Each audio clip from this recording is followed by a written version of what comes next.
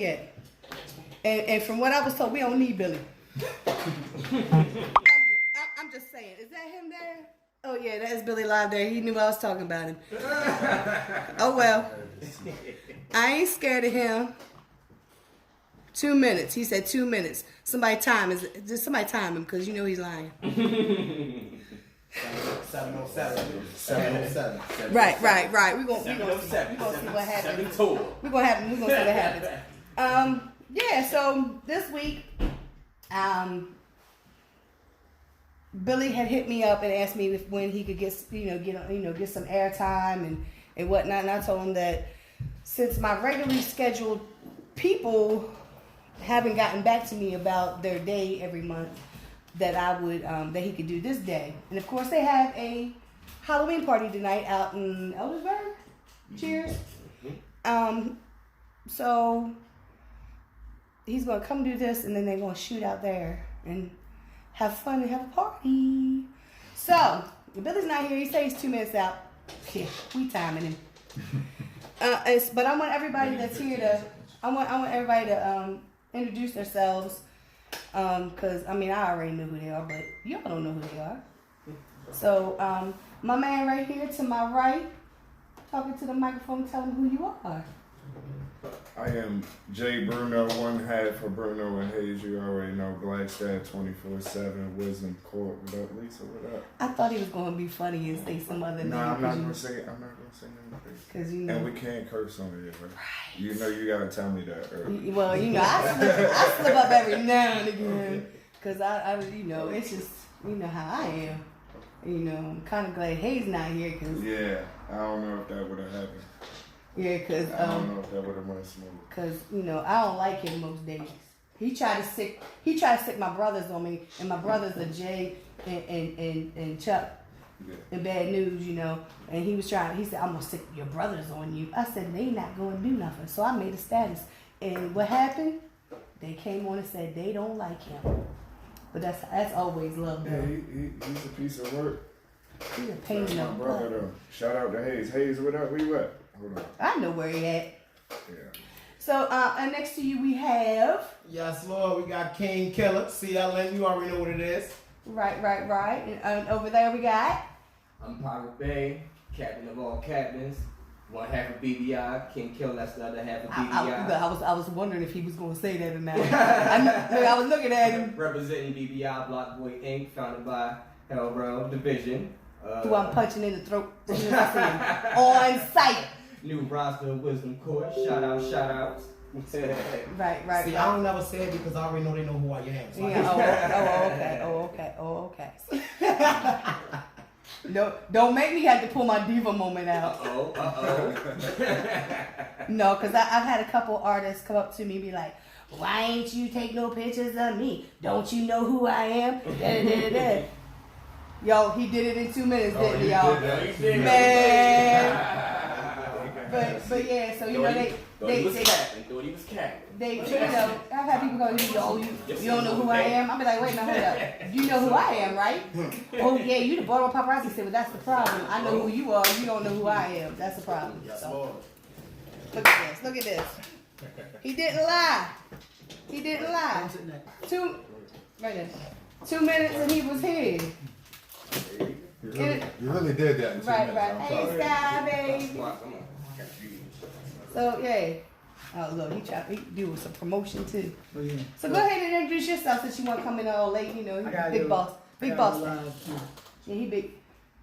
Right there to the left. That's big boss status right there. You come into the board meeting on your time. That's what it is. We got to go live. But like I said that, I'm not here yet. Billy hit me up and, wanted to get some airtime. So, just so happened I have this day. He was like, okay, I'm going to bring some Wisdom Court members. And they've already introduced themselves. And yeah, I already said I don't like Hayes, So yeah, he not here. He not here, but he know I don't like him. It's always love, just don't like him. That's how we do. So, I'm letting Billy get himself together, but I just want to give a little bit of background I originally met Billy. Didn't really meet Billy, but I was at the Black Hole one. I love telling this story. I was at the Black Hole one night, which is no longer there, but it's out in Dundalk. And I seen this guy putting CDs and cards on the bar. So I looked over, I picked it up, I said, "This you?" He said, "Yeah." I said, "Oh, okay." A few years later, I meet this guy. I still got the CD. But that just goes to show you, like, he was doing things that others weren't doing even back then. You know, there wasn't nobody putting no CDs and business cards or anything out. Nobody was really putting flyers out, you know, because I used to tell people what you need to do is you need to make a flyer with your information on it, you know, how to get in touch with you, right, see, and everything. This was way back in like 2008, so I was telling people to do that way back then. So that's my Billy Lyve story. Like, it was, I was like, "This you?" Yeah. I was like, "Oh, okay." Didn't know who he was, nothing. Years later, I don't know how we crossed paths.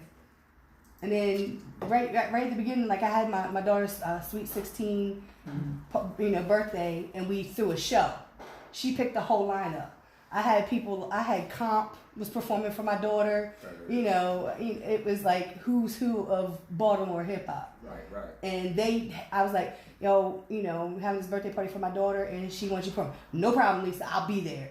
You know, it was that kind of a love, and no, you know, for my daughter, for me. Well, I like to say for me, but anyway. And Billy and Sam came. Yeah. And we started late as I don't know what, as always, because nobody wanted to get there on time. It was at Sonar. And, you know, and since then it was like working with Billy, doing, you know, coming to shows, taking pictures. Actually, me and Hayes was just talking about a flyer that Pinpoint had posted up from a 2-room show that Wisdom Court had. I used to hate them shows because I'm running back and forth taking pictures of everybody, making sure everybody got pictures. That was the night that you guys got to perform twice. They performed twice? Yeah, they performed on the big stage. I want mine to be wider. Hold up. I don't know. Does it turn rotating the device? So we can't do it like that? It was rotating it. Oh, it was switching it? Yeah, it was switching it. See, it says rotate. It was rotating your device. Nope. Oh, no, you can't turn that while live. You'll be crazy. This is because this is on YouTube. Gotcha. All right, I'm here. All right, so so why'd you want to come on the show? Why are you here? I mean, no, because I'm gonna tell you, because it's for me, it's like kind of tied with him and Baltimore Big Steve having the most interviews with me. Because every time, you know, it was like, "Hey, Lisa, you got a date so I can bring Wisdom Court?" And it would be Wisdom Court artists. It'd be artists that was on shows coming up. Big Steve always finds a way on the show somehow. Well, he's with the kids right now, so I don't think he's going to pop up.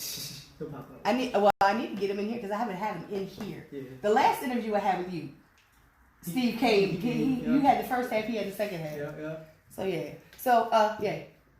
No, just you know, just ready to get back out there and start doing some radio shows, some radio interviews, whatever. I haven't done any.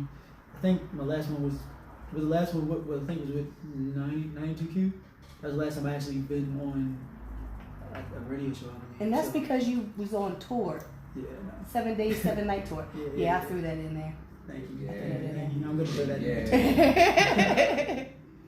I be bragging on people for him. I brag for Bomb all the time. Bomb always so humble about everything. I'd be like, "Bomb, you was on the Billboard charts and you ain't had the backing of your own city, but you made the Billboard charts." You know, I always do that kind of stuff. He be so chill about it, he just be gay. Yeah. That's my brother though.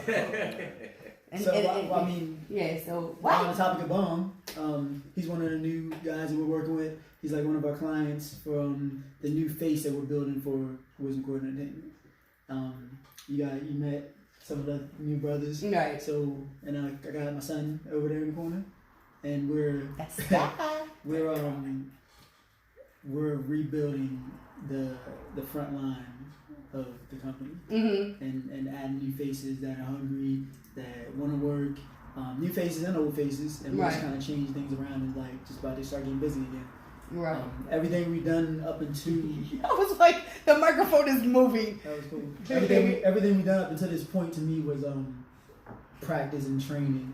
And now with the connections that we've gotten over the past like maybe 3 to 6 months, we're in a position to where we can like really do some like major things. Right. So now I gotta kind of go back to the drawing board and reconstruct the way I want to take the company, the way we deal with the artists, and the way that we present ourselves and present the artists and stuff. Right. So we're in a cool transition period right now. But I like the team that we got a lot. Right. Yeah. What in the world? That's Jermaine. Who? That's Jermaine. Oh, I was like, what the world is going on? You throwing some new stuff out at me. But for me being there, for me being Yeah, there.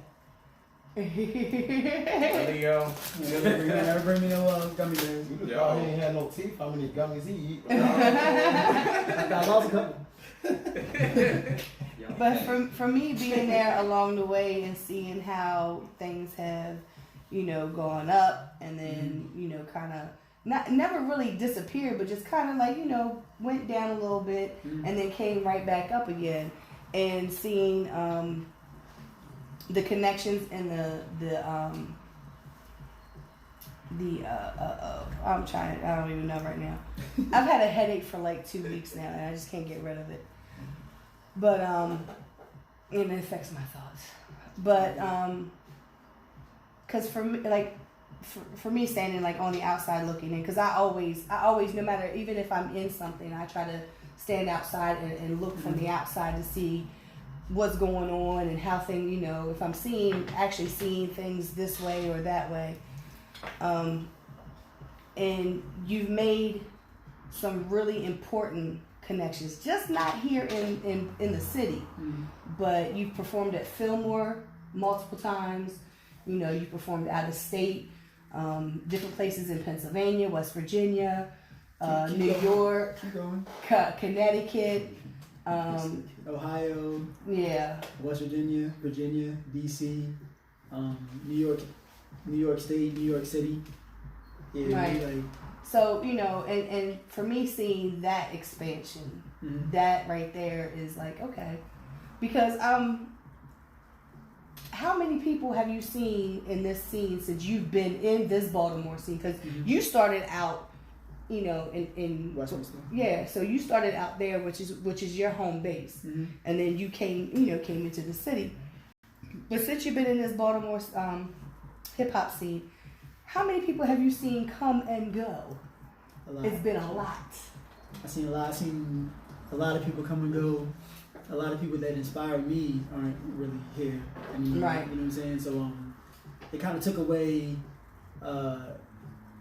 like the OGs in a sense. Right. I mean, for me, like sometimes I don't always have somebody I can hit up and be like, so what do you think about this? So like, Ogun, me and right. That's a big bro to me, whatever. So, apparently he was here today. Oh, word? I hit up Ogun, I hit up Hugger, the guys that I got a great relationship with those guys. I talk to them like weekly. Right. Some Huggers almost daily sometimes, whatever. And they're still active, they're doing different things, whatever. But like when I came in, it was so many people. Right. And like now I'm like one of maybe like 4 that's still around from that. Right. That section. Me and my the crew, you know what I'm saying? Right. I've even had 1 or 2 people that was with me in the beginning that isn't as active anymore, you know what I'm saying? Like decide not to rap or whatever, but it definitely, the game definitely changed, and I seen so many different crews like be on top of the world, cocky as ever, and then just completely just crumble and break apart a lot. So why do you think that is? They lack structure, and they lack I say definitely structure, and it usually falls back to the leadership. Sometimes there's people that are in power that might have been dope on the street corner, but when you put them in power in a business setting, they can't operate the same exact way. You can't talk to people the same kind of way. You can't have the same kind of whatever. So it just kind of changes things up, and then your crew eventually they want to do more, they want to grow, they want to do things, and if you can't provide enough opportunities not only for yourself but for all the individuals in your crew, then they start looking at you like, yo, what am I doing? Why am I here? And I watch that a lot. That's why, like, and I'm glad the brothers is here. Like with Bruno, they hit me. They're like, yo, we wanna do our own show. All right, cool. Wait, how many your own shows y'all did so far? Like 3, 2. Yeah. So they're picking artists. Right. We chop the money up and they're doing their own show. And that's just something like I'm putting Bond, Bay, Killer, a couple other people on their own tour. Right. That I'm not on. You know what I'm saying? I'll be on it here and there, but they're going on their own tour, you know, so they get to be the headliners and the co-headliners of their own like 5 or 6 day tour. And I feel like those are the things that certain leaders are missing because they try to have one person that's at the top or 2 or 3 people at the top and they only, that everything has to come to them and through them. Right. The way I do it, I want to bring everybody to the top. Right. So we're all like bosses and we all can kind of like, Right. there's nothing that I do that my brothers haven't had a chance to do yet. Besides like some of the like maybe like a film or whatever. And that's something we just got that. Right. So it's only a matter of time before at some point I'll probably have a film or show. Cause I've told you this before and we've talked about it before, and it's not a show that I don't have 9 times out of 10 that I don't mention Baltimore Big Steve and Billy Lyve. You know, people are, you know why you are, because I'm telling you, like I'm bragging on you guys of what you do. But I've watched you when you started getting those shows at Soundstage, which it's kind of hard to do, or get just to get on those shows. You kind of helped make the connection because when I met Bart, and that was your peoples or whatever, and even that it was like, man, who's he? Who's Billy? I don't know him. Right, but. You got a show at Soundstage. You got on a show at Soundstage, and you had I don't know how many minutes. Like I don't know, it was like 20 minutes. Yeah, it was Joe Button. And you didn't hog the stage. I've never seen you hog the stage, which means, and when I say hog the stage, I mean it's your set. You know, you're on there. Yeah, Jay would be on there because he was like a hype man at the time. Actually, at that time, he wasn't even he was in the crowd. He wasn't even right. Yeah, but you know, like, but you would let people, like, even if like you did a song with them, you would do a song, you know, bring so they could get on that stage. Yeah. Or you would let somebody do a song on your set, and a lot of times I wasn't seeing that because I pay attention to everything. I watch everything. I watch how people interact with other people. I've always done that. You know, people come up to me and speak to me and ha ha ha, but I watch them the rest of the night and see how they interact with other people. Yeah. Because people will show you one face, and it's not their true face. So you have to. I learned that a long time ago, and I brought it into the scene. But I've watched a lot of artists get onto these big shows. I'm using quotations, big shows. And it's just about them. But I've never seen you do that. Even in the beginning, I've never seen you do that. I did everything that I do now. I came in the game with the mind that I wanted to do what I'm doing now. Right. Like I always came in the game like. And we had talked about this numerous times. Yeah. Like when I get an opportunity, I'm not. Yeah, it's my opportunity, but I'm gonna make sure that whoever's around me is gonna get a chance to get that opportunity. Right. Like say for instance, J Money. A lot of stuff that we're doing now is kind of, it's not new, but we're at a different level now. Right. So, for instance, and this is how you know that it's growing. Jay, he always is on my shows, opening up for people, whatever. So he wanted to open up for so many different people. I kept pitching him, like, bro, it takes time. Right. Keep showing your face, keep doing this. It just takes time because of the booking agents at the sound stages and the Fillmores and the Rams said, if they don't see your name come across at emails and all that, whatever, then you don't exist. And he's got to open up for Ja Rule twice. Chris Webby, right? Dragon, Frozen Harbor. Yeah. But he was patient. He did his job, what he was doing with me, whatever. Now he don't really need me to do that. You know what I'm saying? I can sing and I can put him on that stage. Same thing we're gonna do with every single one of these guys. Right. You know what I'm saying? As soon as the opportunity pops up that makes sense, we're gonna put them on. They're gonna do a good job, and then they'll continue to get. That's the major venues. That's how it works. There is no, I'm going to keep commenting on the soundstage post, book me. That doesn't happen. Right. Fillmore don't even know half these people exist. Right, because they're like, the way they do business is completely different. Well, for me, I keep trying to tell people that this Baltimore scene is a lot bigger than what they even think of. Yeah. And, you know, that's why I was saying before about, you know, people were like, yeah, you know who I am. No, I don't, because I have never seen you. I've come across people when I was throwing the shows at 5 Seasons. And I had people come on, you know, they wanted to do, you know, my whole thing was, you want to do a show? Cool, do the show. And I was like, what are you doing? You know, here's the criteria. You know, if you suck, then that's on you. I'm not here to put, you know, great artists on stage. My premise was this: you show me and show Billy, because at the time it was the Baltimore Paparazzi and Wisdom Court event. You show me and you show Billy that you could sell these tickets. Then guess what? You're more than likely gonna get Billy's attention when Billy says, "Hey, I need somebody to do this sonar show." Hey, I got somebody that sold X amount of tickets. Lyricism. Yeah. My criteria for my show was 15 tickets. I keep $75. You keep $75. We split it because we're each doing half a job. I'm giving you a stage. You're doing a performance. You're bringing your fans. He sold 26 tickets. Yeah. He sold 28 tickets. Because he came, I gave him 15 tickets, he came and got 10 more, and then he sold a few more at the door. So guess what? He got to go and be at Ram's Head. Yeah, we booked him at Ram's Head Live. Yeah. So, you know, that was my whole premise for my show, was give you a stage to be on, and then be able to say, hey, when Billy says, hey, I got a show coming up, we try and get some people. Hey, well, so-and-so and so-and-so, they were real good, they sold this amount, you know, they sold tickets, they had a good crowd, da-da-da-da-da. That's how Division came on.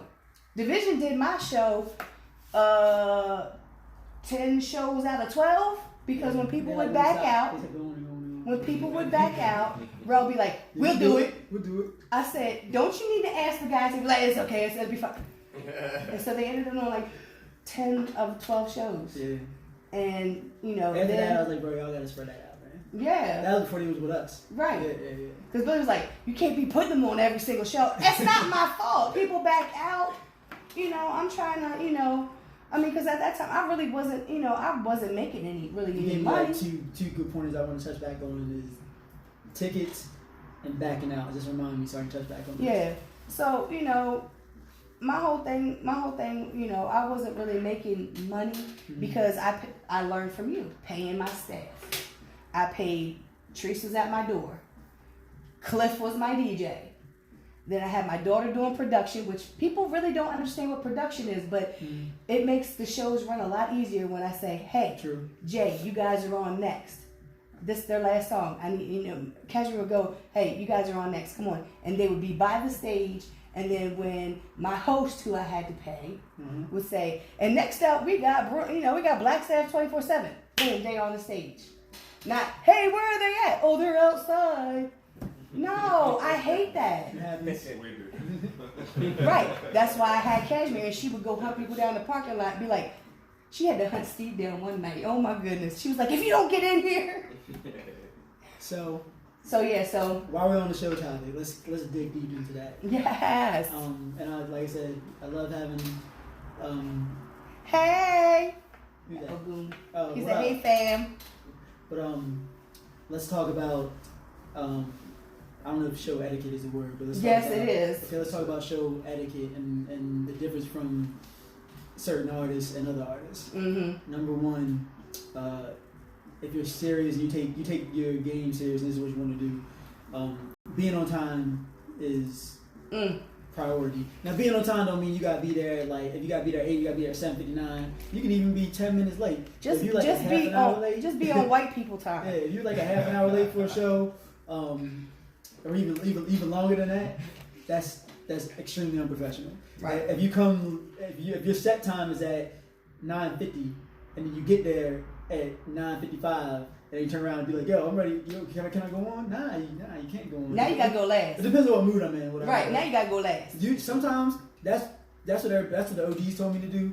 But when you come that late and I feel your energy, I'll go ahead and put you on early. I might even let you go right on because I'm never gonna work with you again. Right. So I'm like, yeah, let's get over it, whatever. Right.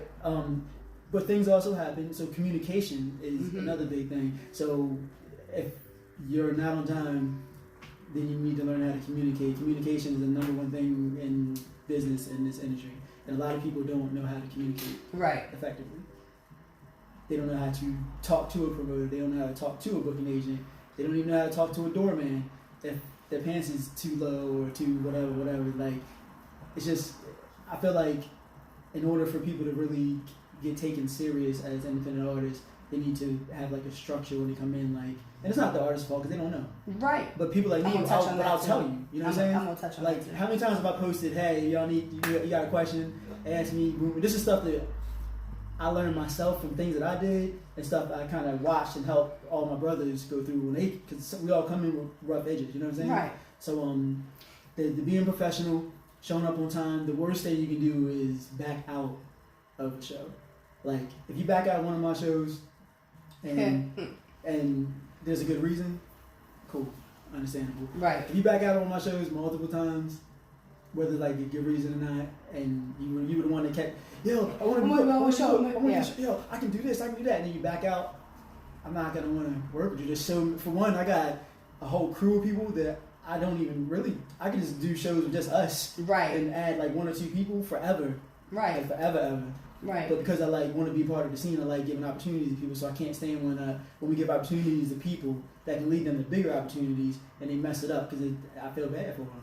Because in my mind, I'm like, yeah, they ain't gonna cut it. Right. So it kind of sucks. Something that you said, because I wanted to, and it was something that I had thought about, you know, even before you hit me, and you know. But what I wanted to touch on, and we've talked about it numerous times. Like I think we've talked about it, but it's been something that's been said in the atmosphere as well.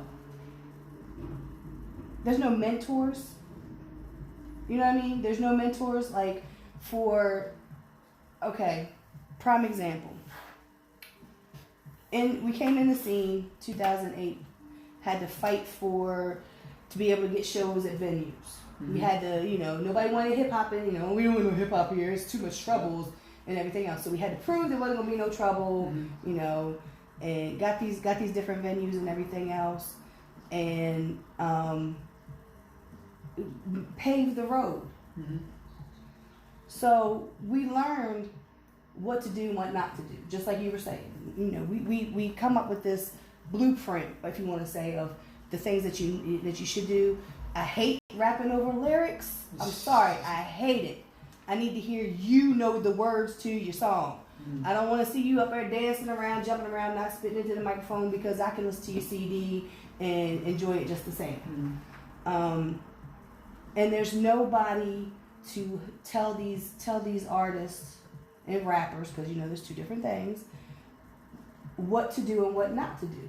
There's no, you know, like you said, we had, you know, Ogun and Hugga that's been in the scene for many years, and you know, honestly, I feel like, but I think that's what you have been doing, that's what you're doing with the people that you're around, and you're showing them that structure. You're showing them, this is what you need to do.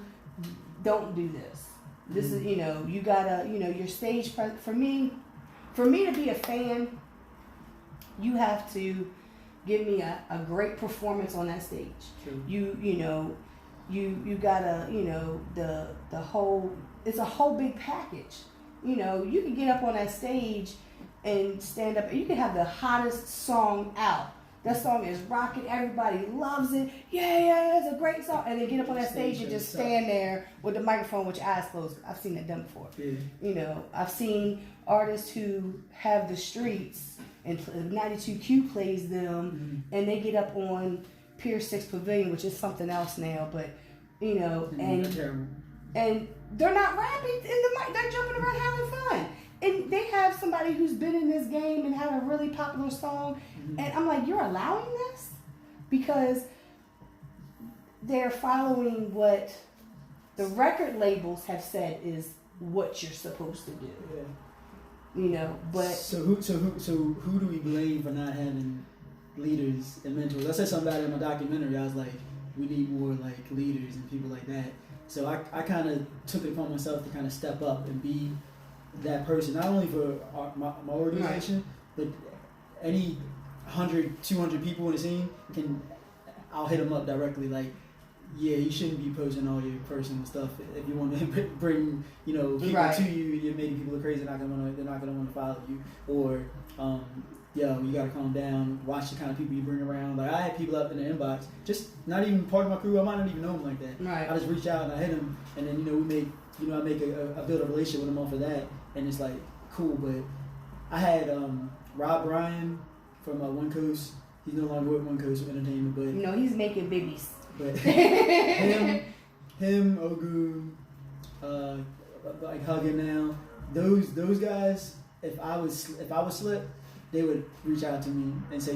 Ogu Right. didn't always like reach out to me. He was more like I would go to him when I was mad about something, and then he would talk me out of it. Right. But Hugger would hit me directly.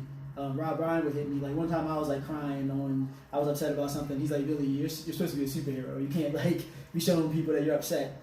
And ever since then, I took the post down. I never showed I was upset ever again. Right. And I'm talking about just for me. Everybody's social media journey is different. My social media journey, because of the position I'm in, I can't do certain things. And see, that's the reason why I made the Baltimore Paparazzi page, and I keep getting friend requests from artists, and I will deny them because you don't need to be on this page. Go be on the Baltimore Paparazzi page. That's what that's there for. Like, this is like the reason why I have some artists on there is because these are my friends that I have known for years. And I'm getting ready to delete everybody because everybody's getting on my damn nerves right now. But that's why I separated and I put the Baltimore Paparazzi, because I have a lot of old photos from shows on my regular page because I didn't have a Baltimore Paparazzi page. Because I really didn't, like, I was a Baltimore Paparazzi, but I wasn't. I didn't feel it. Like, I was still just Lisa, just taking pictures of these shows. And then when, everything kind of got wrong, I said, well, you know what? I'm going to go put everything, I'm going to make me a like page. Y'all, this is where all the pictures are going to be. And this is where y'all can go and post stuff all day long. Keep it out in my damn inbox, because I would stop sending me videos in my inbox. I've deleted people because of I got a block. You can't even I approve all my tags. So my inbox. If you look at my inbox, it looks like you would think I was like a girl model or something. Yeah. it's like message requests, like 500 different artists message requests, and it's like. That's when you need to send them to the Wisdom Court. I'm trying to work on that, and a big thing is that I don't think a lot of people understand is like. Everybody kind of comes to me for a lot of stuff, but they don't understand that, hey, I'm an artist too.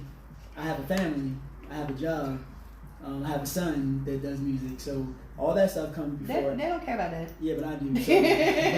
So those three things come. The family comes before everything and everybody. Right. And then it's my crew, and then so on and so on and so on and so on. Right. So the so on and so on and so ons. They don't seem to take time to understand that I'm a regular person. You know what I'm saying? It's like I get messages at 12:30 at night or phone calls at 12:30 at night. How can I get on your show? Seriously, it's 12:30 at night. I don't get no phone calls. I don't get my number out to nobody anymore. Well, my phone is public. I was talking to him the other day. He's like, "Hey, should I give something your number?" Emails, Right. IG. Well, see, at one time, I knew.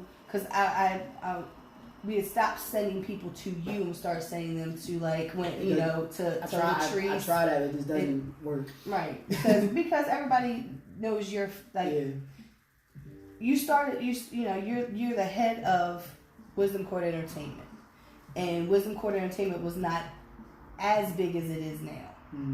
So it was kind of it was different for yeah. So now as the company has grown. Now it's like, okay, I need you all to direct everything to my, this person because they're in charge of this and this person's in charge of that. And they're like, no, I'm just going to go straight to you.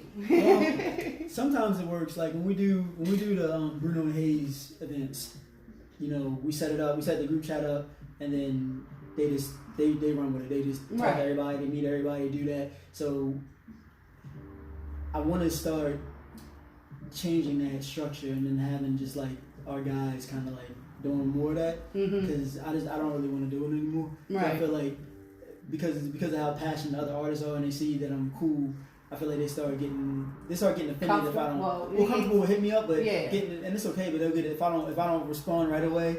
Then it's like, hey, yo, hey. After like the third yo, then now we have an issue because I'm like, what are you, my girl? Well, not only that, because I'm sorry, but you know, like you said, you got a job and you have to be up at a certain time in the morning, and you know what I mean. So they don't like I said, they don't think about that kind of stuff. You know, I've had people like I was at a show at the Auto Bar. We forgot about that too. Mm-hmm. Had a show at the Auto Bar, and me and Treese were standing there. Both of us with cameras in hand, and dude come up and was like, so, I don't even know who he was. When you gonna post the pictures? And I looked at him. I said, when I get a chance. Yeah. Oh, well, I know some people, they post them up within like a day or two. I said, do you want to pay me? I'll post your pictures up tonight if you pay me. You know what I'm saying about that?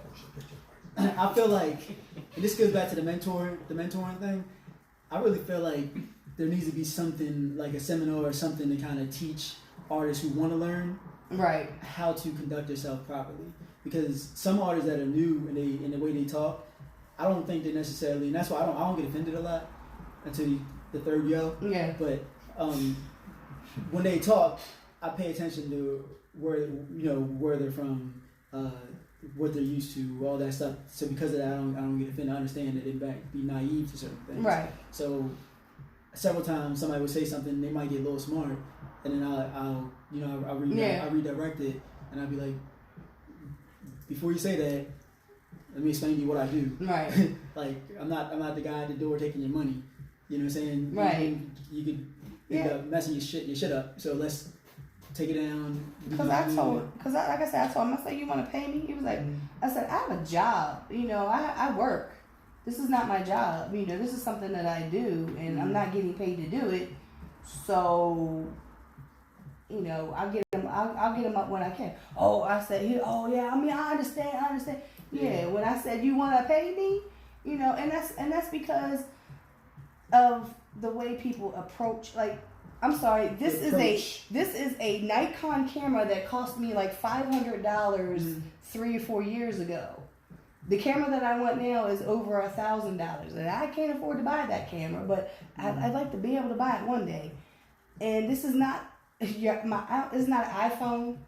This is not my cell phone that I'm taking pictures with. This is a camera that I don't use my flash, and the pictures come out awesome. Look at some of this soundstage pictures, and that's just to pat myself on the back, because I don't use a flash. I'm not allowed to use a flash at soundstage. Yeah. So I've gotten to the point now to where I don't even like using my flash at an auto bar, because you know I've got to try to readjust everything. Like this camera, I have to adjust things to take pictures. So for you to sit here and I've got to go through these pictures, and it's not like 20 pictures, sweetie. It's like 1,000. I know everybody gets tired of going through the pictures, but guess what? You got pictures, you know, and it's not 4 or 5. You know, I've seen people with camera, you know, like I said, when I was in the scene and I was at 5 Seasons, like I was the only person at a show with a camera taking pictures of every artist. That was just it. And I turned around one day and I seen like 2 or 3. They got the big long lens and they got the big all this. And I'm like, where did you come from? And then like when they post the pictures, they're posting like 3 pictures of this artist and a couple pictures of this artist, and I'm posting like 5, 6, 7, 800. Personal preference. Like I know some people that do like they'll really pick out certain ones and that's all they want to do. I post them all. So if as long as I think they look good. Now, I've posted like sometimes like on your set. There's some pictures. I still have all the originals. I don't delete those originals. So when I'm going in and I'm editing and I'm lightening or I'm darkening or I'm putting black and white because the coloring is just making me mad, and I'll just make it black and white because black and white pictures are awesome. If I delete something, I got the original in another folder. So I never delete anything. But you know, there'd be like some pictures like I've gone, and the reason why Sam Snow didn't have very many pictures because I had to delete a lot of them because they were fuzzy, they were unfocused. He was white and the light blurred the camera out. Sam, Billy said that, not Lisa. But and I get like that, and like, but see, and he's also a solo artist, so it's only, and like I told Matt Dickey when he, when I told MD's Finest when he was here, when I told him like, you're a solo artist, so if I take 20 pictures of you, 9 times out of 10, 15 of them look like they're the same picture because it's whereas you're on a set, I'm taking pictures of you, I'm taking pictures of Sky, taking pictures, of the, the band, and, Bank over here, and, and then try to get you two together, and, I'm trying to take different angle, different things, so you guys want to have more pictures, but the whole thing, like I said, it's like I said, it's the approach. I've had people come up to me and ask me about, if you ask me, hey, where are the pictures going to be at? You go and find them on the Baltimore Paparazzi page. You go like the page, and that's where all the pictures will be. I will not talk to an artist anymore about a show face to face, like while we're at the show. I won't do it. I tell them, hit me up on Monday, or hit me up on whatever. But see, and what's funny is because it used to be before everything got so so bigger. It was come to a show, and come and talk to me at the show. But now it's like, if I say that, I'm be in the corner with like 13 people. But you know what? At least they're showing up. Whereas some people, they wouldn't even come to a show. I still do the come to the show thing, but I do it with now. Certain people. I do it now for people that want to do business. When people hit me up and they're like, yo, man, I got all this going on. I'm about to do this. Let's meet up. Then I'm, all right, cool. Come out to the show. This is where I'll be at. I'm always out somewhere. Pull up. Right. 8 times out of 10, they never pull up, and I'm happy because I just don't feel like working with anybody else. So, but the few times they do, me and him, we're going back and forth. I was like, yo, come out to the show. Came out to the show. That's because I my brother's awesome. Another joint. I'm like, yo, you want to come out? Cool. Came out. Like, then I was like, yo, you want to headline out of bar? Just like that. All right, yeah, boom, he did it, killed it, and then he's really been with us ever since. Right. But that's why I try to say, like, if I actually personally invite you to come out, that means I'm like looking into you, and I see something in you that I want to work with. Well, see, and it's like when people ask me about, oh, Lisa, I want to do some shows. I see, I'm like, oh, you be everywhere. No, I don't. Mm-hmm. I said I be at Wisdom Court shows if I can make it out. Mm-hmm. And other than that, I don't know of any other shows. I really don't. We ain't even done no, but when's the last time we did the Baltimore show? Soundstage. According to my, I think you're right. Like, yeah, we've been going because right after the tour, we was in Atlanta, then Virginia, and then some. Yeah. Where else? PA. Ohio. Yeah, I'm saying we just been going, and but I said I wanted to do that. Like I wanted to. Doing stuff here is cool, and of course this is the home base. We're gonna keep doing it, whatever. But it's like, there's no elevation if we keep just doing. See, that. and that's like Steve. Steve only does like 1 or 2 shows in Baltimore, and it's with us. Yeah, he'll do 1 or 2 shows in Baltimore, and then he goes out of town and does stuff. Big Steve is like unofficial official member of the organization. Like he's we always work together. We damn near talk every day. We got music together. We talk about goals, different things like that, and he's like a cousin. Yeah, he's like he's a combination of my little brother and my son. Mm-hmm. When we were in Houston and we were getting ready to rent a car, he was like, "You my mother." I was like, "Your mother what?" I'm his mother. Uh-huh. I was like, "Oh, okay." I don't really want to talk about Big Steve. But what that? Oh yeah, did you get him? I emailed him. Yeah, everybody gets something. No, because this is some real business. I was supposed to be sending them some stuff, and I didn't. And then I was like, when he was on the phone with me, I was like, all right. And I made him. He was like something about black and white, so I just made all of them black and white. And I need to give some shout outs. Well, give him some shout outs. Go ahead. Can I borrow somebody's cell phone real quick? What am I gonna do with that? You said don't do that. That's good sign. Thank you. You got them all written down? Yeah. So I want to shout out my brother J Cam, LOS, URAC Wisdom Court, LIE, Mook, the Radio Twins. the Cheetah Girl, Big Russ, LOS, CDS Divisions, the Vampire Clan out in Hagerstown, Sweet Face Picks, Big Brindle, and the Grand Piano Ballroom out in Hagerstown. And the Baltimore Paparazzi. Yeah, and the Baltimore Paparazzi and Baltimore Big Steve. Shout out to Division. Shout out to Holiday Shells, Blackstaff, BBI. You know what I'm saying? The whole Wisdom Court Bomb, the whole Wisdom Court staff. Sam Snow, fans, Matt Dickey. We have no fans. It's all family. All family. It's all family. We have supporters. Man, yeah, I'm gonna tell you. Call it that. Everybody look at his phone that he gave me. Come on, doggy.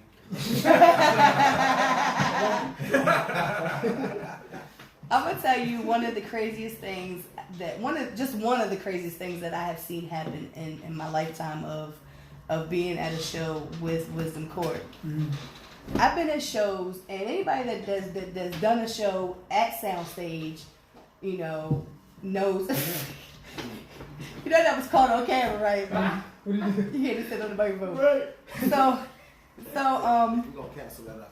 everybody knows Soundstage. They on white people time for real. Oh, the show starts at 7:15. The first act goes on, and it's going on at 7:15. They don't care if there's 2 people out there. Mm-hmm. I don't care. Where's your people at? You said you was going on this time? Yeah. So I seen somebody be on stage that early, you know, like first act, hardly anybody out there. Word. Went at another show, and I think you guys might have went on first or second or something. You went right towards the beginning. Man. There was people all over, because, you know, I'm always up front. I turned around and looked, it was like, is Wisdom Court in the house? I'm like, where'd y'all come from? There was just, you know, when there's a Wisdom Court show, people will come, you know, people come out and they support. And you telling people, Billy said, I'm going on stage at this time. And best believe they're there before that time. You know, so it's, you know, like I said, I've seen people that supposedly big names in the Baltimore hip hop scene, you know, this, that, and the third, and I look out and they got like 7 people in the crowd. You know, I'm like, this is the difference. They got 40,000 IG likes. Right. this is how the scene breaks down to a couple different ways. You know what I'm saying? So I'm only gonna talk about my part, and I'm gonna talk about the more popularized or the part that gets more of the publicity. Right. All right. There's a section that focus more on online, YouTube, Instagram, all that kind of stuff. The numbers are jumping. Some of their streams might be jumping, and they put a lot of energy into that. Mm-hmm. So it looks really, really good. Mm-hmm. It does. Some of them actually do have fans that will come out and stuff like that. Some of them have absolutely no supporters. But I got fans in other states. Yeah, other states and other countries. But that's cool. Right now, you're doing a show here. So show me your stream numbers. Not talking. So on our side, because we focus more on the concert promoting and the face-to-face relations, we focus more on the street level. So when you're doing a concert, it's not an online concert. It's a real life concert. So you want real life people. Right. So that's what Wisdom Court focus more on. You can call us old school if you want, but the difference is I still live by that code. The difference is the venues. They do look at all that stuff when they think about booking people. Mm-hmm. And then you can get booked by having a big online presence, but getting rebooked depends on who you bring. It depends on your numbers. So with us focusing on mainly the old school route of physical seeing people, and really focusing on building a core and having a fan base, that's why we're continuously rebooked on shows. So all the big name people, how often do you see all the big name people on the big stages? You don't see it a lot. Right. Nothing against anybody at all, because there's stuff that I want to learn that they're doing. You know what I'm saying? Right. And then you want to be able to have both. Exactly. We're getting there. You know what I'm saying? Our numbers are definitely going up, because this past year we put more effort on our marketing. Mm-hmm. We got a cool marketing team and a media squad. We started putting a lot more effort. Like, have you seen our stories are jumping more? We're showing like everybody. We're like doing spotlight company of the week, where we pick random companies. Why you gotta be spotlight? Why you gotta be spotlight? We showcase artists. We're just trying to show love. We don't even care to show love back. We just want to show more love to people. And every little small thing that My we show. do, every small thing that we do, is part of our plan to continuously to grow that physical Right. side of things. And see, and like you know, talking about like it's old school, Mhm. and I live by that, because to me, you can have all them fans, you know, you can have all them views on your YouTube videos, you can have all those numbers, but for me, how many people will come see you? You know, And it's good to have this conversation because a lot of the young people Right. coming into the scene, they look at online. because that's what That's all. because we didn't have that. Mhm. Remember, we had MySpace. But I'm talking in the sense of And sense of who they think is the top people. They go straight to Instagram and look at 40, 30,000. They're like, yo, they're blowing up. Yo, they that's them. But that's really not like that in real life. You know, and that's like I said, you know, I've always said that now is more or less the YouTube era, where a lot of these people are getting, you know, the notoriety from these YouTube videos, but put them on a stage and they can't give you that performance. Like I said, they're rapping over their lyrics. If they're rapping at all, they're not doing. Funny story. As one of the main promoters in the hip hop scene in Baltimore, I rarely ever see any of those guys perform anywhere. Right. Ever. That's like I had a conversation with Skip from Hardbody Radio when we had Hardbody Radio, you know, the actual station. They're still doing stuff. They're actually doing interviews and stuff now, but me and Skip had, and he was telling me about this group and this group, and I was like, who is that? Oh, they got the streets. I said, but I ain't never seen them on stage. I'm gonna tell you about So people how are they going? the people that got the super streets. The reason why they don't perform is they can't separate The streets from the entertainment. Right. So I was at a show where they booked some of those guys, whatever, and ended up being like a 4 crew on crew riot. Right. Like crazy. I'm talking about 100 people, just everybody fighting, people getting stomped, rushed outside, cop cars, paddy wagons, everything. This crazy. I'm like, yep, that's why I don't book. That's why I don't mess with that shit. And that's the thing. Like I you know, and I think maybe that's one reason why I got the name Mama Lisa, because I'm treating everybody like they my children, and I try to educate. I've always tried to educate everybody. You know, trying to give them some knowledge and some insight on, you know. I had artists tell me, I ain't selling no tickets. I said, okay, let me tell you something. If I put your name on a flyer, how many people are going to come out to a show because your name is on that flyer? You're not, you know, you're not that high up there. You have the ability. You're a great artist. You're a great rapper. You perform really well. But to tell me, I'm not selling no tickets, and I'm like, okay, so you putting yourself on a level of like a Jay-Z or something where, you know, but you're not there. This is what I do, and I'm glad we touched on that. If there's an artist that's a known artist, known, that's seasoned, that's been in the scene for a while, that I respect, and they say they don't want to sell tickets, then my next offer is, all right, then we can do a door count. Right. And the door count, you know, it'll be whoever you bring will split it 50-50. Now the thing about the door count, it's kind of shaky on the artist's part, because if they say they don't do this, do that, and they only bring 3 people to the door, then that looks crazy. Right. You know what I'm saying? And that happens. But Right. I have a level of respect for the ones that've been here before me. So if they come to me and say, hey, I don't really do the ticket thing, I'll try to work something out. Younger guys that do that haven't really proven themselves, basically. Then I you know, we'll talk, go back and forth a little bit, and then, you know, we just probably won't work together. But there's so many different ways that you can word things if you want to sell tickets. Like, everybody gets so turned off when you say tickets, but they gotta understand it's a business, and there's bills need to be paid. The argument is a promoter is supposed to bring it. It's supposed to bring the whole crowd. And Really? Yeah, but and it goes back to, if I put Lisa's name on the flyer, right? If me putting your name on the flyer is gonna bring me 25 to 30 people guaranteed, cool. I'll pay you. You don't got to sell tickets. That makes sense. Right. But if you can't do that, then you need to either work something out or you're probably gonna be selling tickets. Because when you try to get on a soundstage at Fillmore or Ramshead or whatever, you're gonna have to sell tickets. Right.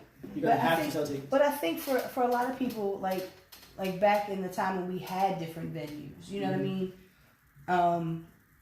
Their thought was, well, it's not a soundstage or a Ramshead. It's not a big stage. Mm-hmm. So why? And I used to, when I did my shows, I had people say, like I said, I learned the ticket part of it from you. Mm-hmm. It was, this amount of tickets, and we split the ticket sales 50-50. But the thing is that, so I'm gonna break it down ticket thing. So in a simple matter is, if I give you 10 tickets, right? I want a $25 deposit, and then you got to bring 25 back day of. The tickets are $10 a piece. That's $100. So that means I get 50, You get 50. and you get 50. Now, when I book you on that show, I say this is what it is. It's a 10 ticket minimum. So that means you're saying you can definitely sell 10 tickets, right? If you definitely can't sell 10 tickets, don't take the show. Right. Or if you want the show and you can't sell 10 tickets, then You better pay me my money. You might put 25 in from yourself for the opportunity and maybe sell 5 tickets. Or give the tickets away. Or pay the 50 and hand the tickets away. I don't ask people to pay, but some people that don't have a crowd, sometimes they have to do that. And that's okay. Well, when you just getting started, that's okay because you kind of need to be in the venue in order to grow, whatever. But like, that's how we're set up. But I give people an opportunity. If you can move the tickets, then you can make some money. Right. And if you can't move the tickets, then use it as publicity and count it as an investment. Right. Get in there, talk to people, network, do a kick-ass show, and then things can grow. It's right. Because I said this. I've said this time and time again. When I first started going to shows with Bomb. Like I said, if you don't like me, you can't stand me, then go talk to Bomb. He's the reason why I'm here. It's his fault. But Bomb and we would go to shows and he'd be like, I'm just here to steal other artists' fans. And that's what you're supposed to do. Real chill, like. Right. and I thought about it and I was like, you're right. But, I've known some artists over, they get mad because they feel as though their fans can't be fans of anybody else. Mm-hmm. Me, I'm a fan of the whole scene. I'm a fan of the scene as a whole. I have my favorites, of course. But I've always been pushing for the whole scene. I'll go to different shows, meet different artists, meet new promoters, see how they run stuff and be like, that's why you won't have nobody in the building. You should try this and make them sell tickets, even if it's not, if it's like 10 tickets. Mm-hmm. If you're an artist, you should be able, you got 10 people that you can, but you got to make sure that they know how to act when they come to the place. I've run into that too. Mm-hmm. And like I said, I've watched how people do things, and I've watched how, like I said, I watched how you were doing it and how you evolved from that as well. Mm-hmm. And like I said, it's trial and error. You see what somebody else is doing, you incorporate that into what you're doing, and you build a bigger, better machine, basically. And that's exactly what Wisdom Court has turned out to be, is a bigger, better machine. Basically self-contained, because anything that you need, you already have within Wisdom Court. You know that when you know I'm telling the truth. Come on, man. Yeah, for sure. And another thing about the tickets too, like, that turns me off when people say they don't want to sell or whatever. That people need to understand that with me being an artist, when I get booked on shows, I am selling tickets too. Right. I'm no better than nobody else. So if I'm asking you to do the same thing that I'm doing, how are you gonna turn your nose up to that? I'm getting ready to brag again. You know what I'm saying? There was a show that you did that you sold like an amazing amount of tickets to the show. Yeah, which one was that? I don't remember. Was it a tech show or I don't know. I don't know. It was like more tickets than what they were asking of you to sell, I think. We've only did Sucky. We've done Sucky like once. We sold like 25 one time, but that's a lot. That's still a lot. That's like the only time we ever show?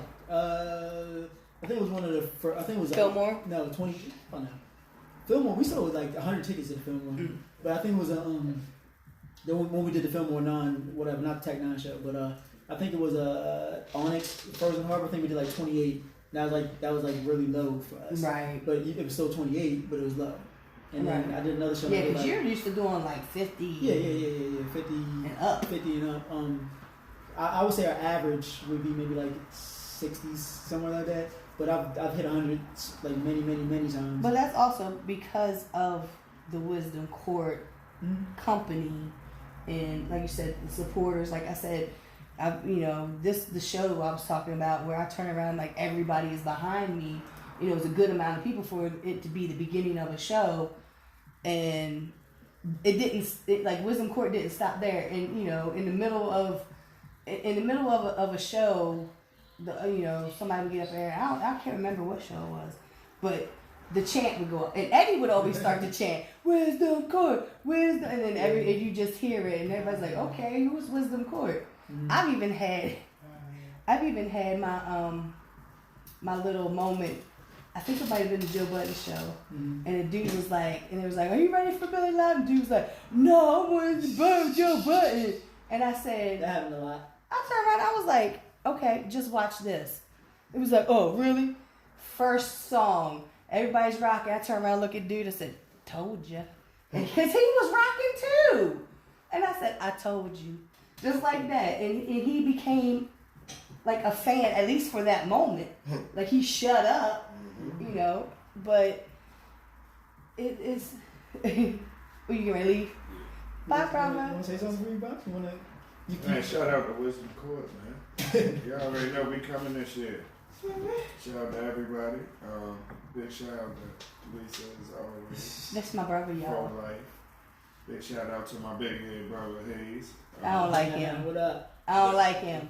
Bad news will be back soon. Yes, he's in rehab now. He's in rehabilitation. It's been a tough road, but he's coming back. So. I'm glad somebody took him something to eat because he was getting on my nerves. Yeah, that He wanted motherfucker some. had me bringing 4 bags of Doritos the other day. He was online talking about, I want some tacos. I want a steak. Can somebody bring? Yo, but you know what I told Hayes? I told Hayes, look, let him talk all the mess that he wants to because he's talking and breathing and he's alive. He's alive. That's Big facts. I'm going to try. He said, I'm going to try. I'm trying. Got a little running around to do. But, yeah, so. Before they roll, I want to, put the spotlight back on Blackstaff because, like, we came in the game officially, like, around 2009. I believe they had been with us maybe a show after we first started. He's probably at the show because it was with Dirt and Bang from NYMD. So they're a group that's been with us the whole ride. Yeah, you know what I'm saying? except for that show in Virginia. What was that? That was the first show I went to. And Hayes couldn't get in. Or he didn't have IDs. In the hood, it doesn't need to be up to date. True. So, I knew that. as long as it working in the liquor store, you you ordered good. enough, Yeah, you ain't got it's one. me.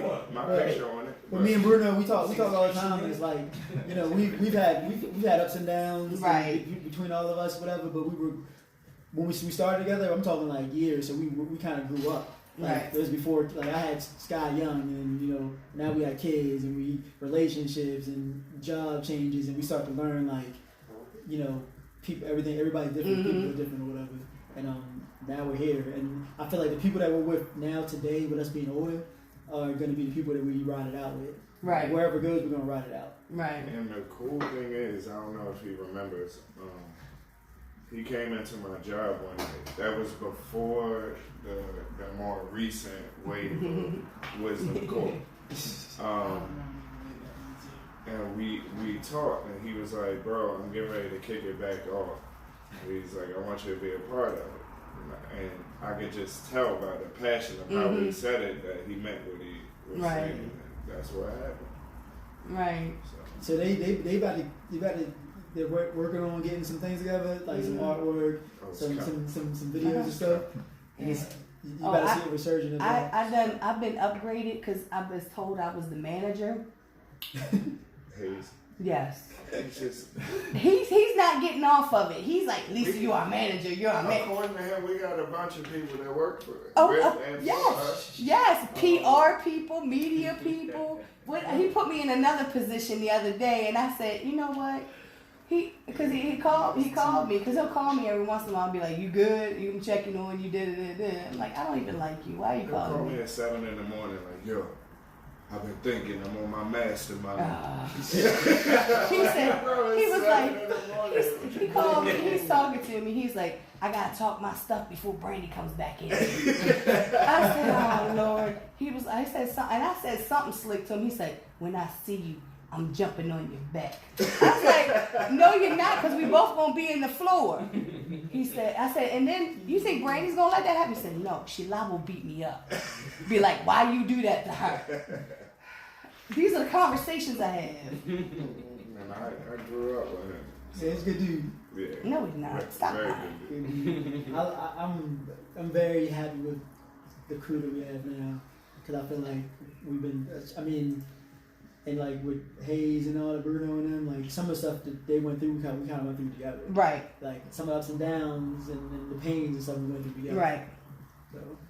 Because Billy used to call me too, be like, hey, let me ask you. I was like, oh my goodness. But the best part of everything, like when Billy would call me, he'd be like, take a listen to this, and he would spit whatever he was writing, like he was working on. And you know, people always ask me about the music. Like, Lisa, if I send you a song, can you tell me? Because you know, people send me music. They don't, not anymore, because I'm so out of the loop. But I even got some Black Staff stuff that I had been sent. You know, like Lisa. He'd be like, check this out and tell me what you think. And like, because I had one drunken night, he sat in my car and rapped that to me one night. And I was like, you just went through that whole thing? Like, really? But Billy would call me up and he would ask my opinion. So, what do you think about this? He would try to run things past me and you know, and like get my opinion on things. And like if I had an issue with somebody, be like, you know, well, they're gonna be on the show. You know, I'm like, I still do that. Okay, I'm not messing up your money. Go ahead. Like, you know, I would never mess up any money. I can like not stand somebody. They won't get no pictures, but you know, I'm not gonna mess your money up. Get your money. You know, you gotta. That's business. You know, but for him to come to me and get my opinion or let me know something, you know, because he was like, well, I put Black Staff on the show in Ram's Head, and it was the day before my birthday. And I was like, okay, well, I'm just letting you know, when Black Staff got on stage, I went to the bar. It was nothing against Black Staff per se, just somebody that was with them. So I moseyed myself to the bar, and everybody was shouting me out on the stage that night. We just started getting pictures again, like I pissed Lisa off because you might not get pictures for a very long time. Okay. Yeah, I'm good for that. Let me tell you, What yo, show was this?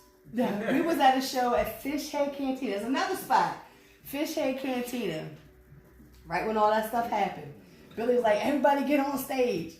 So I took a picture right here, took a picture right here, and kept them two out the middle. I was like, I'm paying. I didn't even do anything. No, look, Jay deleted me off of Facebook and was like, I'm sorry, that's my brother, I'm sorry.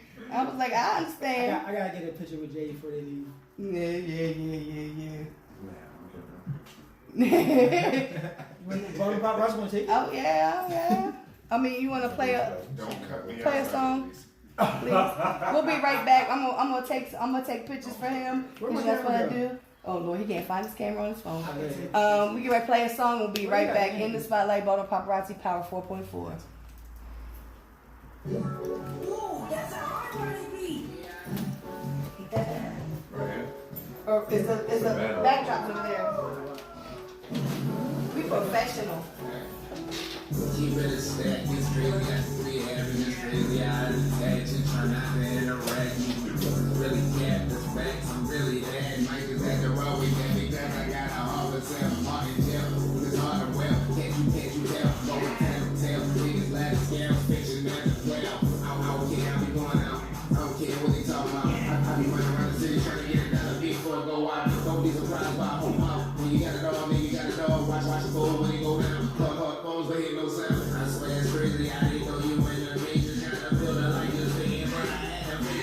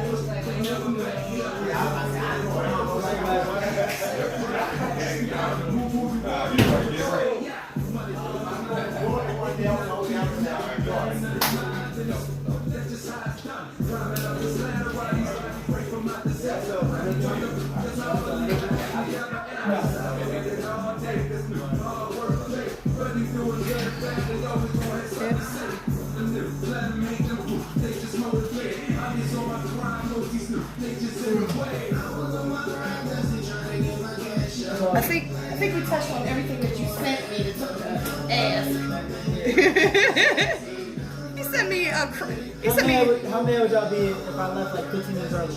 Not at all. Because I know you got to go down. I got an event tonight. I already know. I wanna put the boys on spot.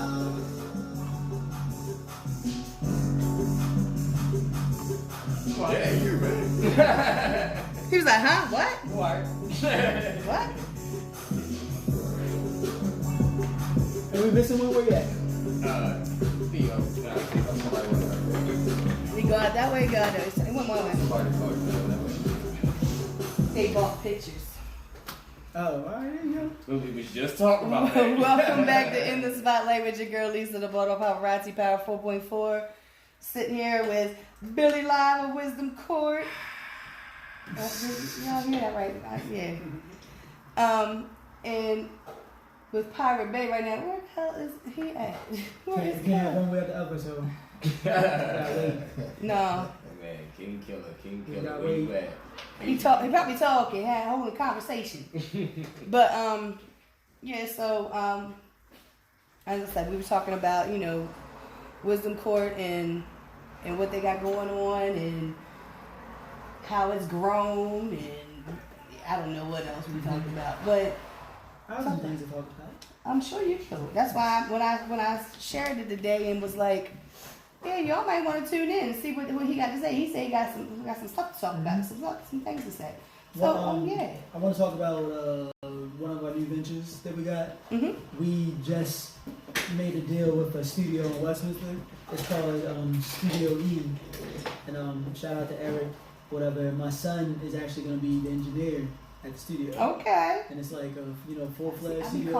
calling him by his real name. He go by Cruddy Live. Got a big vocal booths with $9,000 microphone. Like it's real legit. It's also a rehearsal space too. You can also shoot videos there. You can have meetings there. There's so many different things you can do there. And we just recently secured a deal for him to engineer people. So everybody that's within the Carroll County area, Ricestown, closer that part of Baltimore County, they don't have to go too far to get to a studio now. Right. And it's dope because having him, he's 16 and he's gonna be in there running studio session. Yeah, but I mean he's been around the music all of his life. He taught himself how to become an engineer, and I saw an opportunity to step it up. Actually, really, I just got tired of people coming into the house record. So I was like, So I was like, what can we? And plus, he's now he's 16, about to turn 17, so now it's time to start thinking about jobs and different things like that. So what better place to take a 16-year-old that does music and to take you? All right, boom, you got your own studio in the basement, but now he gets to work at another. I don't want to say professional studio. It is a professional studio, but there's nothing wrong with what we got either. Yeah, but it's more it's more equipment and elaborate. Yeah. It's just the fact of being in the space. But we can make money. No, We can make money at that studio. Because what I wanted to ask him is, you thought about going, because Matt, Maryland's Finest, MG's Finest was here, and he was talking about, he went to Full Sail. So are you? It's so you can become a better engineer and learn more technical. Full Sail's a school. One of the most. It's an elite school.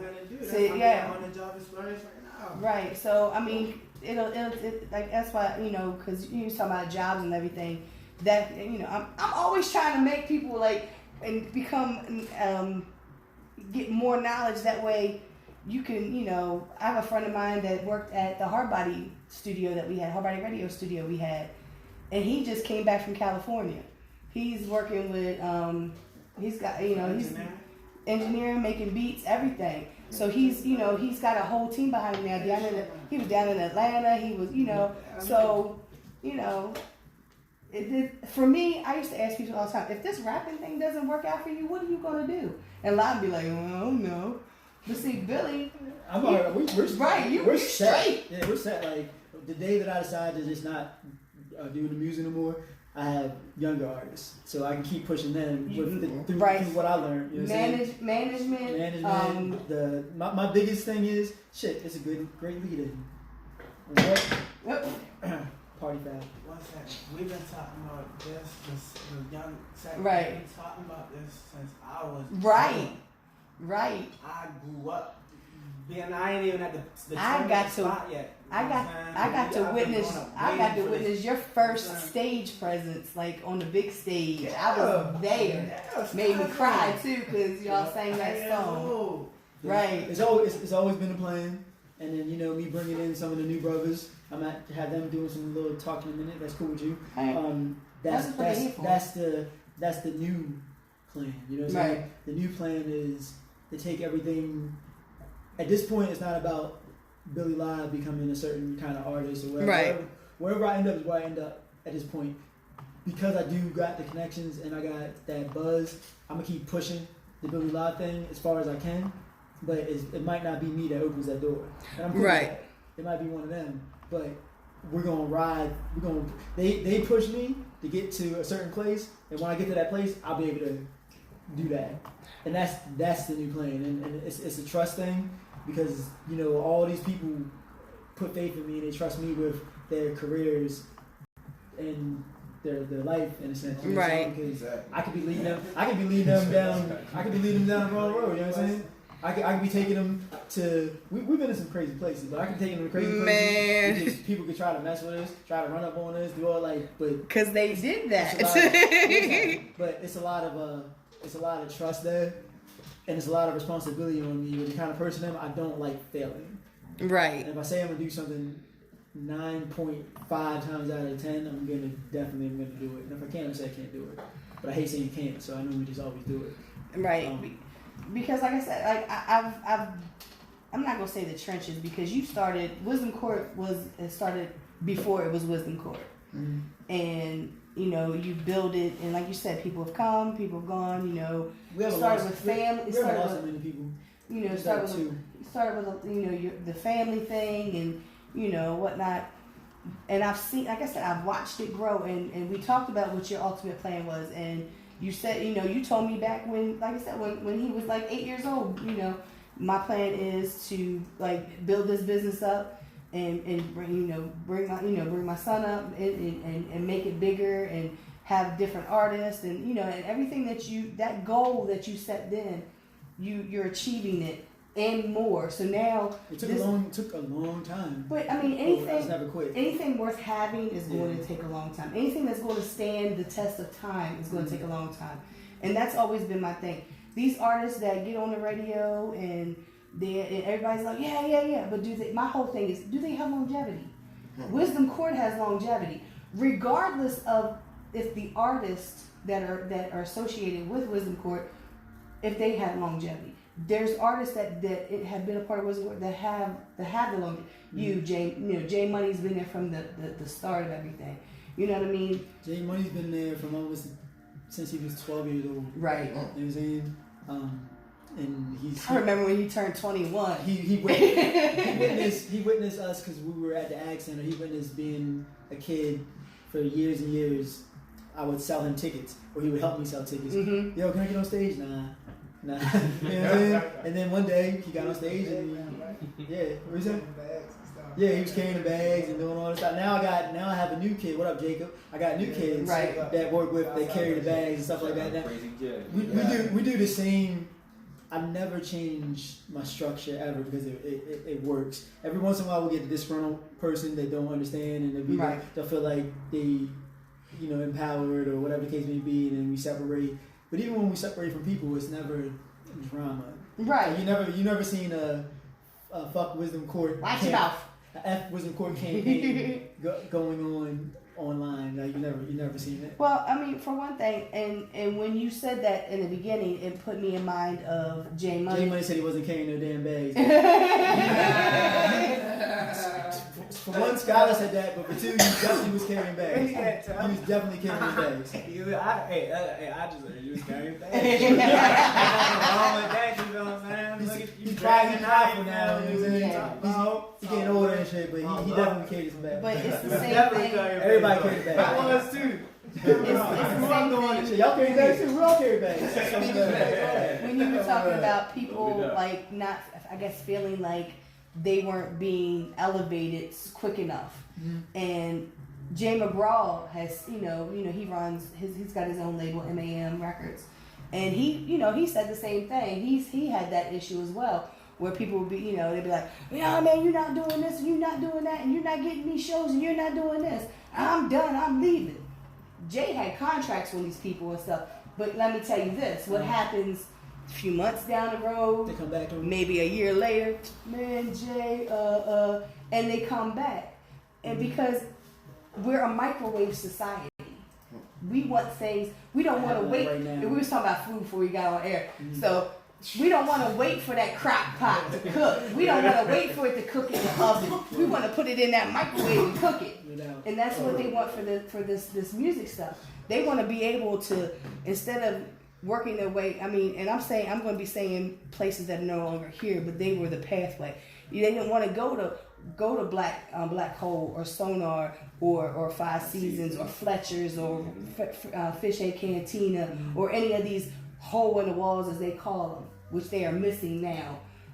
They wanted to get on Soundstage in Ram's Head, and you can't do that. You have to work your way up there. You have to have somebody say, somebody notice you. Just like with Frozen Harbor, how I get on that? Okay, well, there's a criteria. You have to do this. You got to do this. You have to have this. You have to have this. They're like, well, why I got to have all that? I can rock the stage. Because that's the criteria to be on that festival. My Frozen Harbor journey started with, it used to be called Paparazzi's birthday party. Right. It was a 2-day show for his birthday, before it was called Frozen Harbor, whatever. And I started hanging around them, and I was like, man, I want to get on Ram's Head one day. You know what I'm saying? So I started coming to the show just to support, to show love, bought tickets and everything. And then one year I got a chance to do it. And we think we sold like 80 tickets. Right. I've been on Paparazzi joint and Frozen Harbor every single year since then. And now, is that what you about to say? And last year you had your own stage. And this year, now we're a partner promoter with Frozen Harbor. Right. And we run our own stage at the festival. And it's like all of the venues in Power Plant, but it was that if I would have came in there like, yo, I want to do this now. I want to do this. And they're gonna look at you like, yeah, you gotta put in the work. It's long. I took a big risk.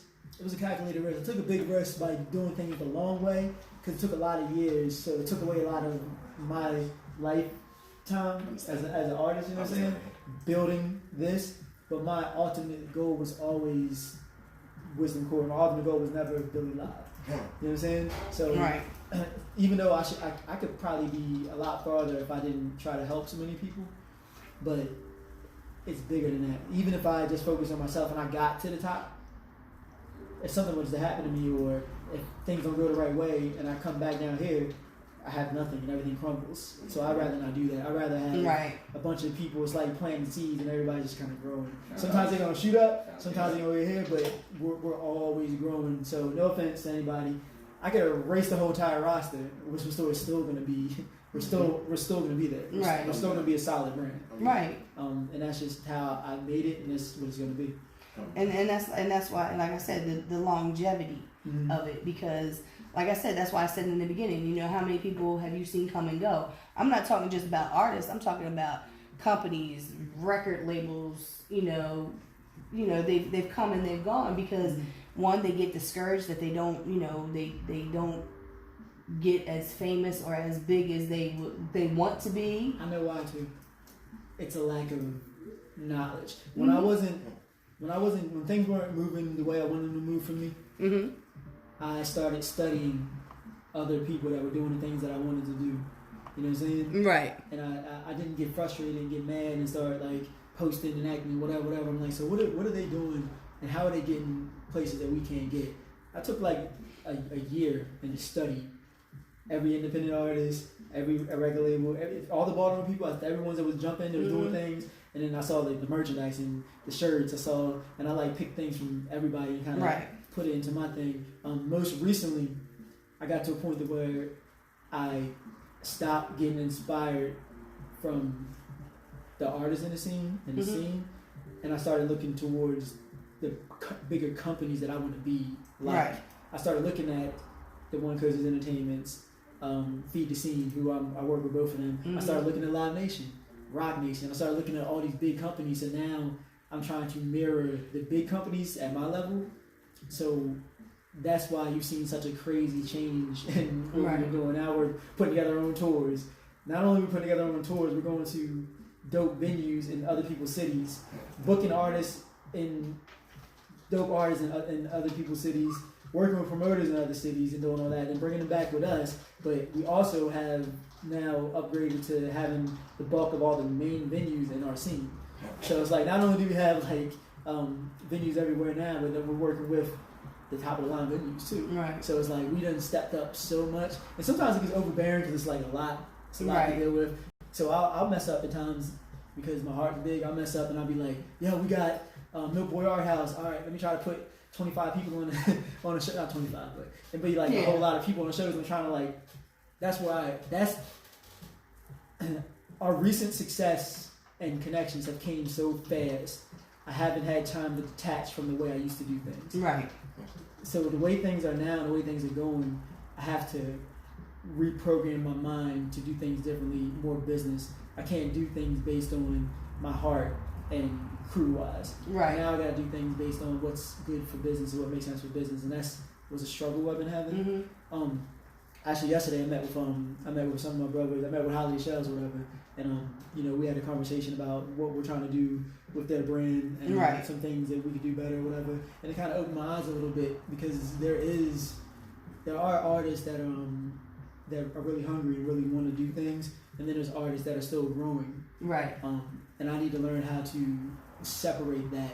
Right. Because everybody shouldn't get the same opportunities, because if you're still growing and you get that same opportunity, then you could fall flat on your face. Right. So even though I'm helping everybody get all these big opportunities, sometimes it might not be the right time. That's something I'm trying to get better at. Because for me, because Holiday Shells, like both of them, I've known Holiday since YHGM days, and like it was out before I got in this. Right. And Mark Miller used to come to my house when I lived in Poplar Grove and bring me CDs, and I bought a shirt. I still got my I'm a Trap Girl shirt with my name on the back. Lisa 127's on the back of it. Still got it. It's hanging up in the closet. You should have seen the scenes I got when I was on the bus with it. White girl with I'm a Trap Girl on there. It just didn't really roll over too well. But I don't care. You don't know me. Yeah, it's famous line. You don't know me. But Holiday Shells, because I had Shells here because Holiday backed out and punched him in the throat when I see him. It's on site. Yeah, I punch people in the throat on site. But Shells was telling me, I was like, he's like, I've always been around. Because I ask people all the time, like, where you been? You're like, where'd you come from? He told me that too. But he just kind of played the background, kind of, whatever. But those two guys, they give a show. Mm-hmm. Oh my goodness! Like I don't stop talking about the coming out in the choir robes doing IDK, and then the choir robes come off and they got T-shirts with their daughters on the shirts, and then of course that shirt's got to come off, and Holiday's got a tank, beater on, and then here comes Holiday with his leather vest and his belt on, doing Stone Cold Stunner. That's what I'm talking about. That's a show. You know what I mean? And not to put anybody else down, but that's on the level of like what Tech Nine does with his shows when he does the his different, he comes out with the black mask on, then he comes out in the red, comes out in the white. You know what I mean? He come out, he does his wardrobe changes, and and I'm not saying that everybody should do that, because everybody can't do that. But for them to get, and that's why they get 200-300 pictures from me. because they're always doing something. Yeah. So they like that's why I say like they're on that okay, I need to figure out where they go. Okay, they're at level 43 of this game called hip hop. So right now with the holiday shell situation, we're at a level to where we're looking into bringing in other people to help assist me and them with making the right decisions, right? Because they're ready to go. Ready. You know what I'm saying?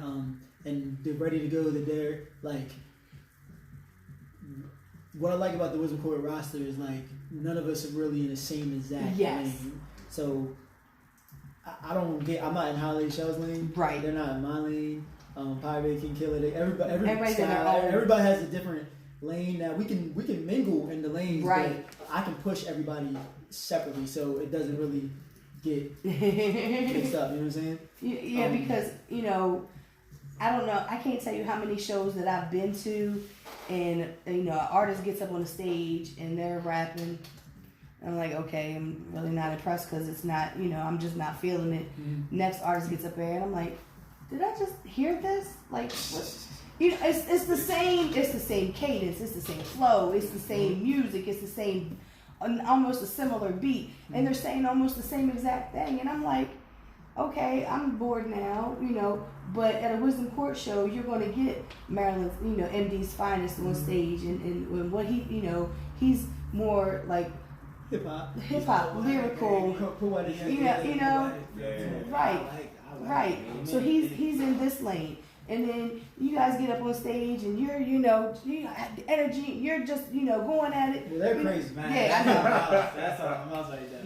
Yeah. Then you get J Money up there, and J Money is the worst artist for me to try and get pictures of. Because he's over here, then he's over here, then he's over here, then he's over there, and then he's doing this. And I'm like, Jay, turn around and look at me. And then that night he jumped down off the sound stage. He jumps off the sound stage and gets up on the black thing. That was the night his pants ripped. Oh my God. And I'm like, and he kept on the show. He just kept. Oh well, whatever. I got drawers on. That was Chris right No, it wasn't Chris Webby. That was There was something like Ja that. Rule. I think it was Chris Webby. I was not Chris Webby. I don't think it was Ja Rule. I figured it out. I'll go look at my pictures. It might I'll have tell you. been the first one. I don't know. I'm gonna tag you when I find it. But he kept like he's here, he's there, and he his rapping is different than you guys, and then different. Right, and that makes the show because you're giving me just like when I say a project, somebody hands me a project, I don't want to hear 12 trap beats. I don't want to hear the same thing over and over and over again. You need to switch it up because I always give this analogy. You get in the car because barely anybody uses CDs anymore, and but you used to say, okay, you got this, your homeboy gives you this CD. You put it in, your girl's in the car with you, and the song comes on, and it's, rapidy rap, and she's like, oh my gosh, why I got to listen to this crap, Of course, she doesn't say crap, she says other things. The next song comes in that's more geared towards a female, like, wait a minute, hold up, oh, I like this, oh yeah. Because Billy's music is like that. He's got that for the fellas. He's got that for the ladies. He's got that, he's got everything. It's something on there for everybody. Right. And you know what? When I first got into like the scene, I got no love, like rapping wise. Like I was like at the bottom of the totem pole, whatever. Everybody was like, nah, I ain't really feeling that. Nah, right. Nah. And like the reason why I'm like a nice asshole. Mm-hmm. The reason why I'm like a nice asshole is because like I'm still here and none of them are here anymore. Right. And I got better. I listened to what people said and I got better. And not only did I get better, I found out what my crowd was. And once you find out who your crowd is, everybody else's opinion don't matter because you can focus on your crowd forever and be successful in your crowd. And that's what I did. And because I always say this because like somebody says, oh, he's whack. Somebody's whack. I'd be like, I don't think so. I'm feeling, whoever that, whatever. So whatever's whack to you is not whack to somebody else. That's why when people say, who wants to go to a show with a bunch of whack rappers? Okay, you think they're whack. But that audience there doesn't think they're whack because they're here to see them. I mean, perfect example of whether you're whack or not. When you're like doing opening act slots for like all kinds of different artists, and you're in front of thousands of different people, and the crowd is waving their hands and rocking with you and talking to you and taking pictures, whatever. I personally feel my rating should be some whole other place. And on that note, all I'm gonna say is MGK concert. Yeah, MGA. I wasn't even good then. I'm gonna tell you what, I wasn't there. Yeah. me and my son were, and when Sold Billy got off, out, overpacked. right, when Billy got off stage, I went to the back of the venue. I was not going, because I don't like MGK. I never really had. I wasn't there to see MGK. And then when my son came back, because he stayed up front with Trees, and when he came back, I was like, you right? Yeah, I'm right. And we left. I'm sorry. I left. I walked out of a Wale concert because I wasn't there to see Wale. I was there to see Team Cremate. Right. Once they got off stage, I left. I'm sorry. But that's a perfect example of the crowd rocking with you, and that was not even technically your quote unquote your crowd. But them, yeah. But them people up front at the front. Oh my God, that was like.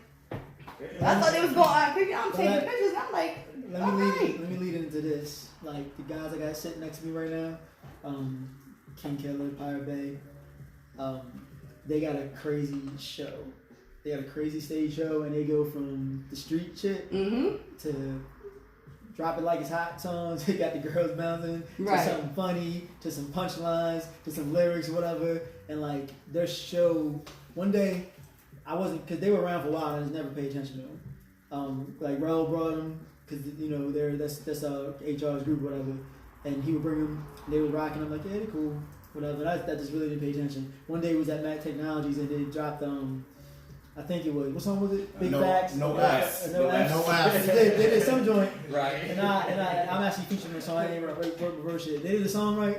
And I was in the back and I was like, I walked up closer and I'm like, this hard. right. And then I like pulled them over. I'm like, yo, that's what I'm talking about. And then ever since then, I think they've been with me almost every single show since then. Like every single show. They might have missed one show maybe, but every single show they been with me because I saw that. I like, damn. It grabbed you. They grabbed me, and then because of it, I know how the scene works. If somebody like me don't grab artists like that have that, it's gonna be really, really hard for them to showcase themselves and do the things they want to do. So now with being connected with Wisdom Court, what they probably tried doing for years and years and years, just in like 6 months, they done been on a tour, been on every stage, about to go on another tour and all that. It hasn't even been a year yet. Right. But I'll let them tell you for yourself. All right. Well, this is King Killer. You already know what it is.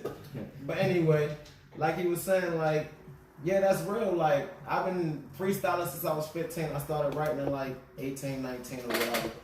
But my mindset was always deeper than what it was. That's why when I first heard Billy Lyve, like, I always really wanted to sit down and really listen to his music. Because it's real music. You feel me? Like, we don't have that no more. And that's why when somebody be like, oh, I don't really like that too much, that's because you don't know real music. Y'all used to all this basic bull crap. For me, like Billy's music, I always say a good music to me is genuine music. Exactly. It comes from within. It's not made up. And you know, we've let people get away with the fact of making music and it's not real life. Exactly. You know, it's like, well, it's artistic, it's music, it's da-da-da-da-da. And I'm like, but that's not real. And I tell people all the time, I'm like, if you're trying to write a song, don't force it. Because as soon as you try to force it, people are gonna know that it's a forced song, that it's not, you know, it has to come from within. Like one of my favorite songs by Billy, besides the Someone Like You song, because that's still one of my favorites, is Sky Song. Mm-hmm. And that song will always be a favorite. That song makes me cry to this day when I hear it. Because it's a genuine song, it comes from the heart, and then you hear Sky come on there and he's rapping. And I'm like, oh my God, Oh my God, you know, and some heartstrings. right, like all of them, like every single one of them. That's exactly It's a what genuine, it's genuine music. Yeah. Now you can have the music from the streets, and it be genuine because that's something that you've lived. But if you're rapping about the streets, I don't want to name no industry names, but if you rapping about the streets and you really not living that life, guess what? Your cards are gonna be pulled. And people in Baltimore love to pull cards. That's Lord. That's Lord. I'm sorry. So it's a lot of serious people, so you can't be out there like talking this big gangster yeah. shit and not be willing to back that shit up. Because I'm gonna tell you, I don't know, it's probably way before y'all's time, but there was a rapper. She ended up being a battle rapper, which she sucked. Girl named Queen, and she kept rapping Poplar Grove. Mm-hmm. Baby girl, where at Poplar Grove you live? I need to know. You rapping where I'm living at. Right. I'm the only white face in this whole neighborhood. People know me. It's not a lot of white people up there. I need to know. Yeah. That's Lord. So she would never answer me. And then she was like something about she used to hang up on Riggs and over on Mosier. And I'm like, nah. And her car got pulled by a lot of people from the neighborhood. She used to be around there with other people when she went to Calverton. But people will pull your car. So music, genuine music, whether it's about the streets, whether it's about love, whether it's about whatever. Yes. Genuine music will always come out. Yes, Lord. So you got like Billy was saying, you all doing the music, and the reason why it comes across to us because it's genuine music. Now, do you make music for yourself or do you make it for other people? See, yeah, it's a little bit of both, and I feel like a great deal of our music, most people can relate to. They they can listen to. They can actually understand. Right. Just like with his music, you can understand. Like I've been hearing about Billy Lyve since I was in high school. So like when the name started coming back, I'm like, I heard this name before. Like, and then when I really like put it together and realized that we just kept missing each other like in passing because like I went from living in New York to living in Ricerstown. So like we just kept that was the first place I moved to when I moved down here, So like I said, I kept hearing his name, and it wasn't until like I really started working closely with him is when I actually started listening to his music. Like I remember there was a day like a couple of months ago. Where I pulled him up and I was like, huh? Yeah. And I was like, this is the whole album live on Facebook Live. I was like, I was cleaning up my room and like I can't remember what I was listening to, but one of the tracks had just hit me and like I just like I ain't gonna lie, like my nose kind of just went, it kind of a little bit just. The mom song maybe. I think it might have been, and I was like, yo, come listen to this, yo. Like, yo, he really like spilling his heart out, yo. Yeah. Like it really like hits you, and that's really. It's not the pop. It's not. So the issue I always had was I've always rapped the same way, but I tried to fit in with everybody else. So I tried to do certain things because like people weren't giving me a chance. So I tried to do other things, and then it came to a point to where like I was like, you know what, I'm just gonna do what I feel like doing. Right. Yeah. And I had to realize I had a fan base, so I didn't need to impress anybody. Right, because that's why I said, that's why I asked, do you make music for yourself? Because It is crazy. I love artists like J. Cole. J. Cole does not care anymore about, doing music that's going to get played on the radio. J. Cole does music for himself. And, because he's got that following. Exactly. You know what I mean? So he's like, well, I don't have to do what everybody else is doing. I'm going to do what I want to do. One of the realest things I ever heard was I was in New Orleans a few years ago and I got a chance to meet David Banner. Mm-hmm. I love David Banner. I could sit and listen to that man talk all day long. Fact. And while we were doing the meet and greet, Raheem DeVaughn walks in. This is during the Essence Festival. And he walks in. So he stops the meet and greet and him and Raheem start talking to all of us. And they talking about how they basically got blackballed from the industry because of the music, because David Banner wasn't doing any more of the, you know, Cadillacs on 24 or 22s and doing, you know, like a pimp, and you know, now he's becoming more self-aware. Yeah, and knowing that his words are really affecting other people and the youth. So now he wants to use his words to, you know, empower and whatnot. And industry is like, that we don't want that. We want the songs that's gonna, you know, glorify this, that, and the third, and you know, the music that's being played on the radio now. Like I'm like, I can't vibe to this. I mean, I'm old, yes. I mean, and I still, most of the time the beats be hard. Oh my goodness. Yeah. Oh yeah. But then words suck. They always. Sometimes you don't know what they saying. They always defiling the beat. They could be rapping Dr. Seuss lyrics for all I know. See, and that's a big thing on my end because I'm from the streets. I've been in the streets almost all my life, like real. But I don't want that perception all my life. You feel me? So my message is really to get these people that be in the streets 24/7 to see that this is different lanes you can take. Right. That's not all you did all your life. You went to school, then you had like Sometimes. you did something. You did more than just, you feel me, be in the streets all your life. You feel me? Like I know personally. Yeah, like and the same goes, you know, with my music. Like, you know, my stage name is Pirate Bay. It stands for pirate before anything else. I have a pirate's mentality, and when I say that, I mean, like, you know, I'm adventurous in my mind. Like, my mind has no limits. Like, I'm unapologetic about anything that I write.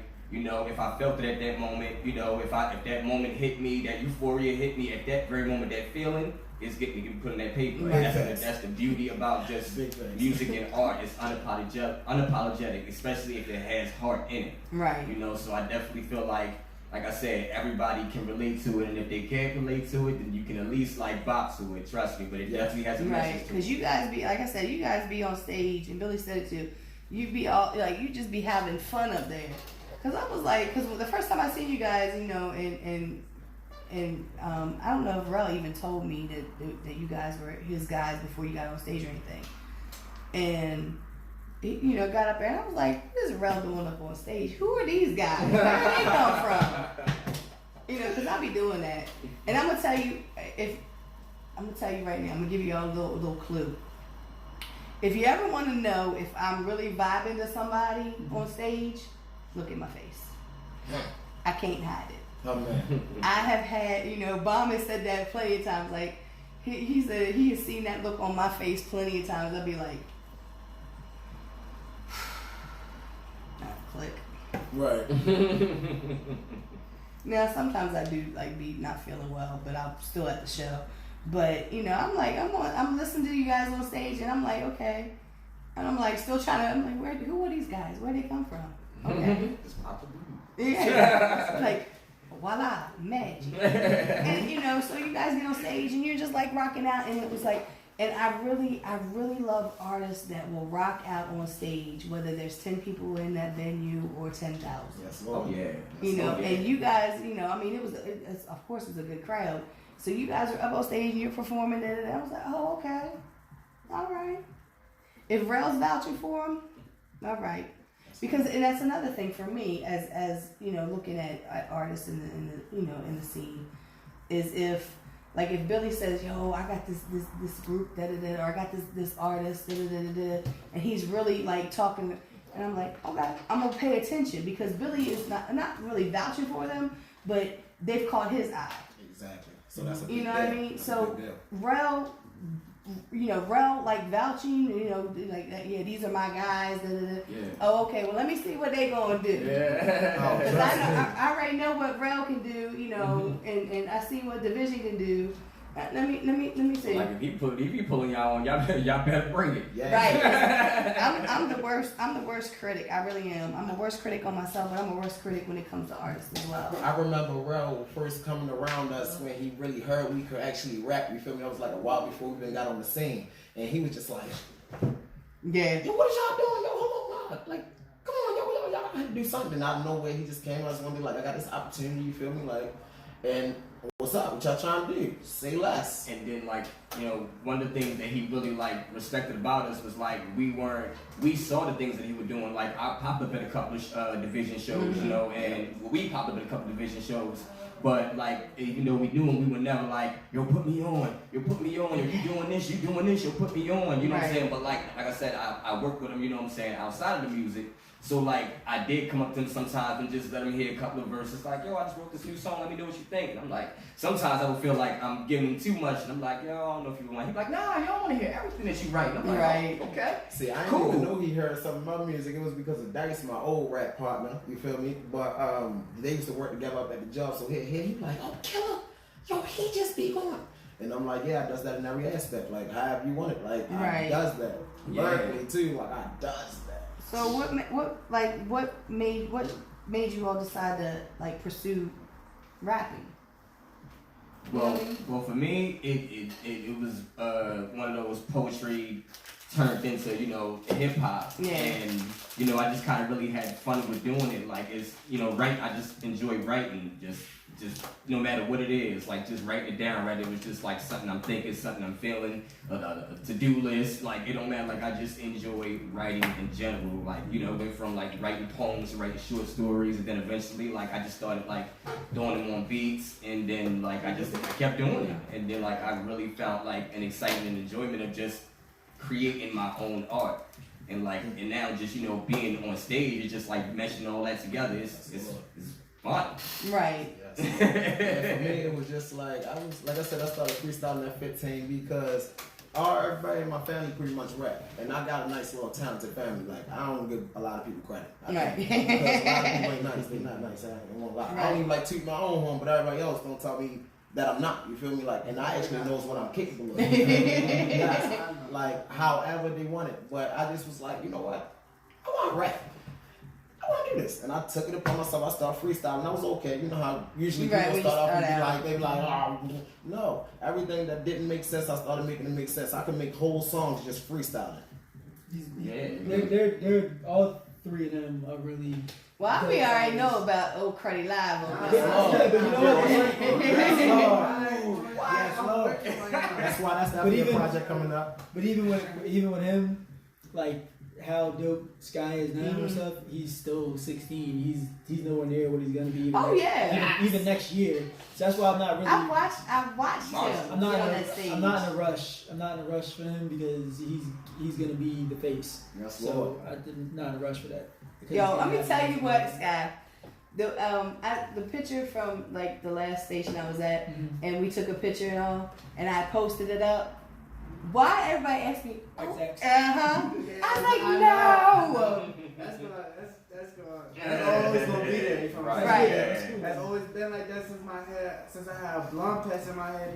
Right. You know what I'm saying? Yeah. When I was 13, they always said like that. Right. But like I said, I watched you grow, and like I already know, cause you're gonna, you know, and it's gonna be one of those things where people that haven't seen you since like you're 16 and you know, like maybe like 3-4 years, they'll be like, what? That's not him. Yeah, they're gonna hear you and be like, cause you know, you're constantly gonna grow, and you're constantly gonna find your niche, find what you do. Cause like you get on that stage and just wow out. Oh, I take notes. Like he just wow. When I see him, out. that lets me know, like, yo, just keep it moving, yo. You see the way he moving, you need to be moving like that. I grew up in that. Right. Right. As much as I can say, I'm a product of it all. You know what I'm saying? Exactly. And while they're talking, I want to take note of when the stuff you were talking about as far as like why crews broke up and different things like that. Look at the faces of my artists. Like, right. Did they look stressed out? Do they look mad? They're enjoying their life. That's because they get these opportunities. See, a lot of, like I said, back, you know, when, you know, there was a lot of people, you know, well, it wasn't a lot of people, because it was a good amount of people that were rapping and artists and everything else, and we were all trying to figure everything out. We were, you know, trying to figure out how to, you know, get the music heard, because that was before you could actually get on, you know, before the streaming services, and, you know, try to get your, you know, selling out of your trunk of your car with your CDs basically. and trying to now it's a lot different because everything is streaming. Yep. I mean, Billy on my phone, Billy's got his own folder on my phone because I was like, let me go on here and I'll be like, put this in there, put this in here, put this in here. You know what I mean? Because that way when I hit shuffle on my phone, it plays and you're gonna get those streams. You feel me? Mm-hmm. So that's what I do is I'll holiday shells. I went and got theirs, and I'll play that. Like I'll play that while I'm going to work, and that's just my part of being able to do my part in helping these artists get that notoriety, that fame, or whatever that they're looking for. Keep doing it because artists definitely appreciate things, even with the radio station. Like we need more of that, so it's good that y'all are doing this and giving people a platform to kind of grow on because we don't really have a lot of that. Very few people get on IGQ, so we need things like this that, to me, are better in a lot of ways because we're going directly to people that actually care about. You know what I'm saying? I mean, because like my whole thing, like I told Jay, I don't know if it was last week or week before, and I don't mean no harm, but what I do, I don't do that for the streaming and the radio and everything. I do what I do for the artist because this way, this is on YouTube, so you're gonna be able to share this later. I put the tags in there is like Baltimore hip hop music, Baltimore paparazzi. It's the different tags I put in there, and when somebody puts something, is looking for something, then I got a better chance of that popping up and people seeing it and then go, well, what is this? Who's on there? Oh no, I'm just recording. Yeah, he's just recording. Yeah. But I've always done everything that I have done has never been for myself. And it's bit me in my behind over the years because like I said, I don't get paid for hardly anything that I do. I've given people chances to be able to buy their pictures. I've given discounted rates. Buy your pictures with no watermark, no logo. That means you have full range to do whatever you want. They'd rather keep the logos. Steve told me that. He got mad with me one day because I sent him the picture. I think I sent him a picture of him and his daughter I took at Soundstage. He's like, I was kind of upset because it didn't have a watermark or the logo on it. I was like, you know what? Because when I started putting the watermark on there, everybody's like, why you got to put it right through my face? At least I said, that's where your face was. I'm sorry, But people were stealing my pictures and cutting off the logo. And But you know what? I feel like it's something like, I said this to him the other day too. I was like, I feel like it's something special about it. Like when the first time I saw that, you had posted all the pictures. I think that might have been, I don't know if that was pre-Summer Jam or one of the shows around that time. Like, but when I saw it said Baltimore Paparazzi, like I was jumping up and down. I was just like, yo, like. Yeah, because that name definitely does have a buzz. So. And I'm just like, I'm like, when people tell me that, they're like, that mean, man, Ty Gunner used to say this all the time. If you ain't got no pictures by the Baltimore Paparazzi, you're not doing what you're supposed to be doing. You nobody in the scene. I was like, why are you putting that pressure on me? Y'all know special. Even Antoine's story about his first time seeing me is crazy because it was at the Crown Awards and everybody always when people always come and give me a hug. Everybody I'm at the front of the stage. Everybody knows where I'm at. I'm at the front of the stage. People come in, they see me, they come and hug me. I'm at the Crown Awards at Soundstage. People coming up to me, hugging me. People come up to me, hugging. And so I said, who is this white lady that is coming up? And everybody's coming up, and I don't even know who she is because everybody is going to her and hugging her. Yeah, I was online, and that's how I tell everybody. I'm a social media savage. I'm on there all day, posting constantly. So so what? Unless I need if I need something, he ain't online. So while I'm doing that, as I was going to these shows, I would look at everybody's face, just so I know who I'm shaking hands with, who I'm talking to, and I saw you and I saw Baltimore Paparazzi, so instantly I don't even think you even knew who I was. I just came up and hugged you. Right. Look, I know who you are. I've had people come up to me. We're gonna be cool. People come up and hug me and be like, thank you for the pictures. And be like, oh, no problem. I have no idea who it is. Because Bomb's the one who started that mess. We were at Black Hole one night and somebody came up to him and was like, yo, man, talking to him. And I'm standing there and we all talk. Bomb's like, yeah. Dude walks away. He said, I don't know who that was. "Who was that?" I was like, "I don't know. Thought you knew. I don't know these people." But you know, that was just like now. And then it got to the point to where people come to me and speak and be like, "Hey, yeah," I play it off. Now I don't. I'm too old for that. Be like, "I'm sorry, baby. I don't remember what's your name? There you go. Hey. You know where That's what better than my approach. you know." Who are you? People be like, And what was my approach? I'd be like, I don't know what that was. yeah. I think I see Antoine keep looking at the clock. I'm looking at the clock. I know. I'm like 15 minutes behind schedule. I know. So So- we're gonna go ahead and cut this right now. We've been on air for just about 2 hours. It's like 3, 2, 1. We've been on air for 2 hours now.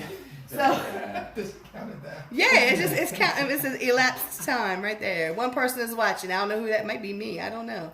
There was 2 people watching. I don't know who it might have been. Brian Hoyt, because he's always sharing and watching my videos, and I thank him. He's one of the biggest. He's the only person that I was not upset that I lost the supporter of the year award to. I was like, okay, I lost it to Brian. We're cool. So like I said, tonight they're actually Billy. Are you guys going to? Yes. Out to Eldersburg Cheers for the Halloween party. If I wasn't working tomorrow, I would be there, but I gotta work tomorrow. I'm always working. Billy asked me, "How come you don't go to any of the tour shows?" Because I work on the weekends. So believe me, if I could, I would have been. Because I like to travel outside of town. Lord knows, because I be in Houston and New Orleans, like I live there with Steve. Shit, I don't know. So, thank you guys for coming through. I'm sure y'all will be back. Yes, Lord. Next week, One of these shows. we got plenty of them here at Power 4.4. Next week, I have artists coming from Kent County, Maryland on the Eastern Shore. We Up Next Entertainment. So, I need to find out where they're doing shows. That way, maybe we can network some more. You know, that's what we do. Is we network. So, y'all please tune in for that. The weekend after that, I think I'm supposed to have a female artist who is in camp with my man B City. His man Trent called me up at 12:30 at night one night to book the show. I have to find out all the information for that. But that's about all I've got right now because I had slowed down on booking people. I was booking people 3 months in advance because everybody wants interviews, but then doesn't want to show up. So thank you guys for coming. Have safe travels out to Ellsberg. Have a ball. Have fun for me.